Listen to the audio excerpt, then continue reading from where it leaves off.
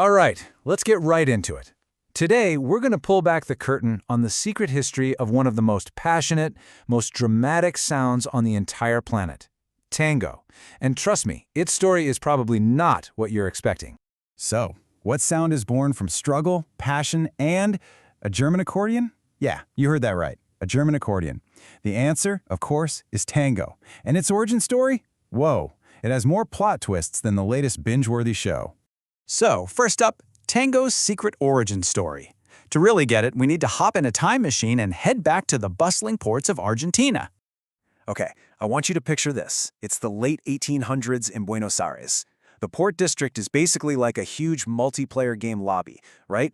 You've got all these new arrivals, these players from all over Europe, bringing in their own unique melodies. At the same time, you have formerly enslaved people sharing these incredible, powerful African rhythms. And in these crowded port districts, in the bars and on the streets, all these different sounds just started to collide and mix together, and out of that mashup, something brand new was born. Now, you gotta understand, for these immigrants and workers putting in long, hard days, tango wasn't just music. No way. It was kind of like their social media feed, or their private diary. It was how they expressed everything. All the struggles, the loneliness, the little bits of hope they were holding on to. It literally gave a voice to people who felt like they didn't have one. Okay, Chapter 2, Building the Tango Sound. So if tango was like a character in a game, what's in its inventory? What's the special gear it uses to get that iconic sound? Let's break it down.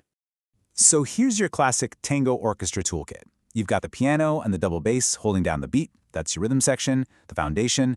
Then you have the violins bringing in those epic, soaring melodies that totally give you goosebumps. But the real main character of this whole setup, well, it's an instrument with a super surprising backstory. And here it is, the star player, the bandeon. And get this, it's originally from Germany. I'm not kidding. This instrument is the absolute soul of tango. Think of it as the lead singer of the band, the one responsible for all the drama, all the feels. It can whisper, it can cry, it can scream, sometimes all in the same song. It's incredible.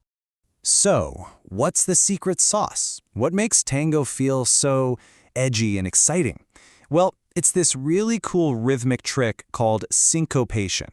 The best way to think about it is like a plot twist in a song. Just when you're expecting the beat to land here, bam! It zigs when you expect it to zag. It hits you in a totally unexpected spot. And that is what creates all that tension and just makes you want to move. All right, next up, tango takes over the world. So we've got this brand new sound, born in the back streets of Buenos Aires. But how did it go from a local secret to a global phenomenon? Let's check out how tango basically went viral, 1920s style. Okay, this is one of the wildest parts of the whole story. Back home in Buenos Aires, the rich, upper-class folks, they totally looked down on tango. To them, it was just the music of the poor. But then, tango goes to Paris, and it just explodes. The rich and famous over there couldn't get enough of this exotic, passionate new sound and dance. So isn't that crazy? Tango had to become a massive hit in Europe before the wealthy in its own country finally thought it was cool. And once it was finally accepted back home, boy, did it take over. We're talking about the golden age, from the 1930s to the 1950s. This was peak tango. It was everywhere, blasting from every radio. Its biggest stars were showing up in movies, becoming national icons. These huge grand ballrooms were packed to the rafters every single night with people dancing till the sun came up. It was the absolute heart of Argentine culture. The dance itself is all about this intense connection, this super close embrace. But here's a cool little detail. The way you'd ask someone to dance wasn't by actually, talking to them. Nope. You'd use something called the cabeceo, just a subtle nod of the head from all the way across the room. Seriously, it was the original, super smooth way of sliding into someone's DMs. Okay, next chapter, the rebel who remixed tango. So picture it. Tango is on top of the world. It's got this classic sound that everyone knows and loves. But every great story needs a rebel, right? A game changer who shows up and flips the whole script. It's time for what you might call the boss battle. And that rebel's name was Astor Piazzolla. This guy was the ultimate remixer. He looked at the traditional tango that everyone was playing and basically thought, I think I can do more with this. And boy, was he about to take tango in a direction that absolutely nobody saw coming. So here's the showdown. On one side, you've got traditional tango. It's made for dancers, it's got those classic rhythms, it's pure feeling. On the other side, you have Piazzolla's creation, Nuevo Tango, or New Tango. He started mixing in all these complex harmonies from jazz and even classical music. This wasn't just for dancing anymore, it was music for listening, for concert halls. And the traditionalists, they were furious. They literally said he was destroying tango, but what he was really doing was making sure it would evolve and survive for future generations. So why does tango still matter today? After all that drama, all the remixes, all the global fame, where does that leave us? Let's look at how tango really achieved legendary status and why it's still such a huge cultural force. I mean, tango's modern legacy is everywhere once you start looking for it.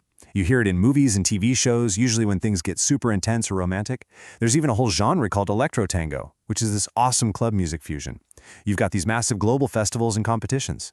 And maybe most important of all, it's now officially protected as a priceless piece of world cultural heritage. How cool is that? So, what's the big takeaway here? If there's one thing you remember, make it this. From the simple, humble back streets of Buenos Aires, tango grew into this global language of passion, of struggle, and of connection. And it's a language that's still evolving and still speaking to all of us today. And that leaves me with one last question for you. This sound, tango, has lasted for over 100 years. So think about it. What music from your playlist right now will still be around in the year 2126? Which of those songs do you think people will still be listening to, maybe even dancing to, a century from now? It's kind of wild to think about, right? Thanks for hanging out with me and diving into the incredible story of tango.